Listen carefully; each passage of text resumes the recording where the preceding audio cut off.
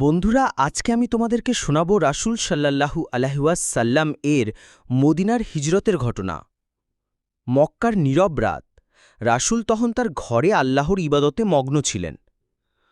তখন কুরাইশ নেতারা গোপনে জড়ো হয়েছিল।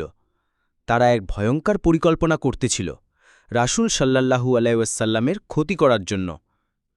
তখনই আল্লাহর পক্ষ থেকে রাসূল সাল্লাল্লাহু আলাইহি ওয়াসাল্লামের কাছে নির্দেশ এলো মদিনায় চলে যাবার।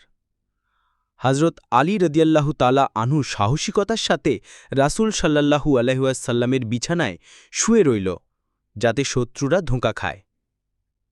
তারপর রাতের আধারে রাসূল সাল্লাল্লাহু আলাইহি ওয়াসাল্লাম ঘর ত্যাগ করলেন। শত্রুরা তাকে দেখতে পান নাই। অতঃপর রাসূল সাল্লাল্লাহু আলাইহি ওয়াসাল্লাম ও আবু বকর রাদিয়াল্লাহু তাআলা আনহু সওর গুহায় আশ্রয় নিলেন। কিন্তু গুহার মুখে মাকড়সার জাল আর পাখির বাসা দেখে শত্রুরা ফিরে গেল।